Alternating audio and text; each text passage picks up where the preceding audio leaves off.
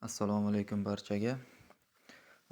YouTube kanalida har xil bo'hton, yolg'onlarni tarqatib, tuhmatlarni tarqatib, fitna qo'zg'atadiganlar so'nggi paytda ko'payib ketdi. Shunchaki PR uchun qiladimi yoki bo'lmasam boshqa bir niyati bormi? Ya'ni ular buyurtma olganmi shunga bilmayman. Xususan mana bu videoda mana bu hech kim tanimaydigan mana bu bir yuzidan ham bilinib turibdi o'zi qanaqa odamligi. Haqni izlab kanalini ustidan mana shunaqa bo'hton qilib yotibdi. Mana videoni hozir ko'rsatadigan bo'lsam, 4 yil oldin chiqqan ekan bu video. Men yaqinda ko'rib qoldim mana. Bosadigan bo'lsak, Allohga ishonadigan va payg'ambariga ishonadigan xalq O'zbekiston xalqini shu tepada ishlaydigan, ya'ni shu ichki ishlar xodimlari bo'ladimi yoki davlat tinchligini saqlaydigan bir qo'mita bo'ladimi, kerak bo'lsa prezidentga ham qarshi qilib, ular gijgijlab shu tinch xalqni uyushtiradigan ma'noda shu niyatda ochilgan kanal ekan azizlar. Bu kanalni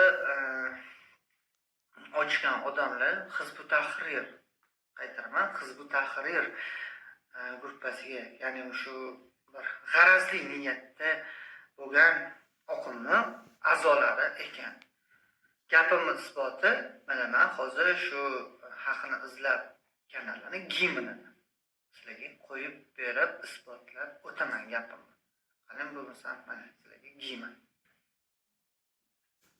Qalbim shijoatga to'lib, iymon jihodga qistadi, rahmatingga oshiq bo'lib, ko'nglim shahodat istadi. Mana azizlar, birodarlar, bu mana boshini ko'radigan bo'lsak, bu g'irt g'arazli nima qilingan videoligi ko'rinib turibdi mana. gimn. Videoni boshiga mana buni qo'yib qo'yishgan. Mana bu xalqni izlab degan nimani video editor orqali videoni boshiga qo'yib qo'yyapti-da, bitta videoni boshida xalqni izlab kanalini belgisi chiqsa, u kanal yomon bo'lib qolavermaydi-da. Uni kimdir qo'yib qo'ygan bo'lishi mumkin. Bu narsani ko'rinib turibdi soxtaligi mana. Endi so'zimni isbotlash uchun o'sha xalqni izlab deb nomlangan kanalga borib men sizlarga ko'rsatib qo'yaman mana.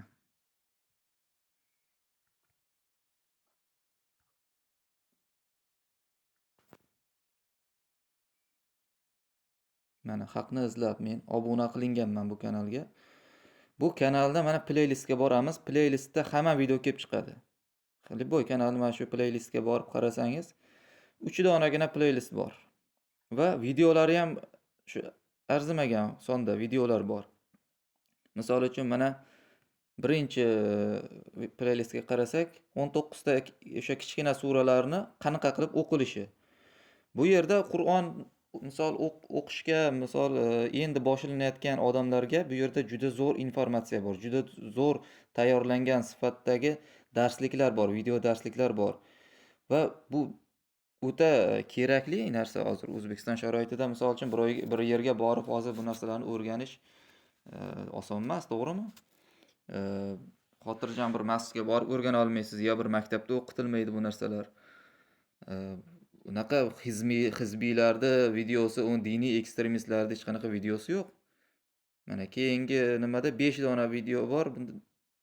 Bu ham o'sha Qur'onni o'qishdagi o'sha tajvidni asosiy qoidalari. Va mana bu asosiy men shu darsni, shu playlistni o'qib ko'rib chiqdim. Oxirigacha qarib chiqardim. Alloh xohlasa endi keyingi nimani ham tugatmoqchiman, keyingi playlistlarni ham. Hamma harfda misol harflarni misol qanaqa qilib yoziladi, qanaqa qilib talaffuz qilinadi, alohida qoidalari bo'lsa qanday, oson, sodda tarzda ko'rsatilgan. Boshqa maqsad yo'q bu kanalni. Bu kanalni tayyorlagan, bu videolarni tayyorlagan, bu kanalni ochib qo'ygan insonlardan Alloh rozi bo'lsin. Hech qanaqa bu yerda yomon maqsadda qilinmagan bu. Boshqa video yo'q mana.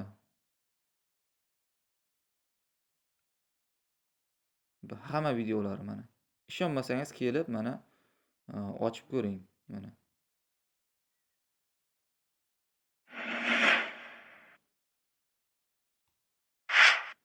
Boshlang'ich arab tili. Ayn harfini o'rgatyapti. Shu Bismillahirrohmanirrohim. Assalomu alaykum. Boshlang'ich arab tili darslarimizni davom ularning atalishini mana. adashtirib qo'yadi. Shuning uchun alohida Bu aytib yerda hech o'tgan qanaqa bir siyosiy yo diniy deganimizda nimada gap ketmaydi, hech qanaqa. Faqat qoidalar arab tilini o'sha harflari qanaqa qilib o'qish qoidalari shu. Xullas mana shunaqa bo'lar bo'lmas nimani yig'ishtirish kerakda. Bunaqa bolalar qaydan kelib chiqyapti o'zi bu. Turqiga qarasangiz ham o'zi yolg'onchi, kazzobligi o'zi bilinib turibdi. Bu kanalga obuna bo'lib qo'yishlaringni tavsiya qilaman. Men reklama qilmoqchi emasman bu kanalga, umuman aloqam yo'q.